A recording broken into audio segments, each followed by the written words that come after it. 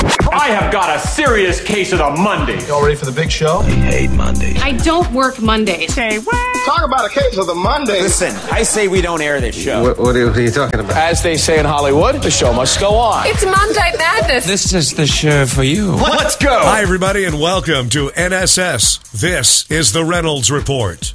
Eddie Murphy will receive the prestigious Mark Twain Prize in American Humor at the John F. Kennedy Center for the Performing Arts Annual Gala in October. The Kennedy Center's announcement called Murphy the most commercially successful African-American actor in the history of the motion picture business and is one of the industry's top 5 box office performers. Previous recipients of the prize include Richard Pryor, Jonathan Winters, Carl Reiner, Whoopi Goldberg, Lily Tomlin, Steve Martin, Ellen DeGeneres, Tina Fey, Carol Burnett, and Jay Leno.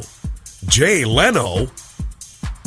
Sandra Bullock definitely wasn't acting last July when an intruder was in her home. Her fear is palpable in a 911 call played Thursday in court. In the 911 call, she tells the dispatcher, "I'm in my closet. I have a safe door in my bedroom. I've locked it, and I'm locked in the closet right now." Bullock saw a man in the hallway outside her bedroom when she got up to investigate some loud noises she first thought were caused by wind. In the 911 call, Bullock tells the dispatcher that the man has gone up into her attic and she thinks he didn't see her. The taped conversation was the first piece of evidence presented against Joshua Corbett at a preliminary hearing. Corbett was arrested June 8th on suspicion of felony burglary, stalking, and weapons charges after police found him inside the actress's house and later discovered what they called an arsenal of weapons at his home. After being taken into custody, all he had to say was, "I'm sorry,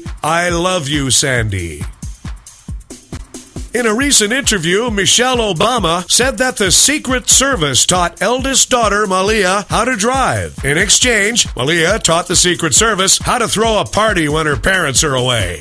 Still with the Secret Service, a supervisor has been placed on leave while being investigated for grabbing a female colleague. 50 Shades of Stupid. London was hit with a $300 million jewel heist. They think it was an inside job. How else would the thief know which shoebox the Queen kept the stuff in? McDonald's has announced plans to unveil even larger hamburgers. They also announced plans to widen their doors and reinforce their floors. AC/DC headlined the Coachella Music Festival this weekend. AC/DC at Coachella. And if you're wondering what they opened with, it was probably a very lengthy explanation of who they are. Longtime CBS News anchor Bob Schaefer is retiring. They had his new successor already chosen, but now there's some trouble after some of the new guy's controversial jokes ended up on Twitter.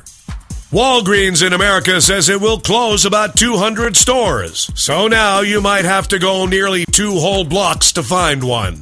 The latest figures show the U.S. birth rate is declining. Experts blame the media. There's just way too many good television shows on. A new poll suggests that 8.9% of Americans have both anger issues and access to a firearm. And they want to know if the pollster had a problem with that. And in South Carolina, they made an arrest in the death of a poultry company's 300,000 chickens. Yes, apparently they were murdered by a disgruntled former employee. During the investigation, both the local fox and wolf communities complained that they were being unfairly targeted by police. Thanks, everybody. We have a new episode of the Reynolds Report for you every weekday. Check out the Being Frank Show starring Frank D'Angelo. Live Tuesdays and Thursdays at 3 p.m. Eastern, right here on NSS.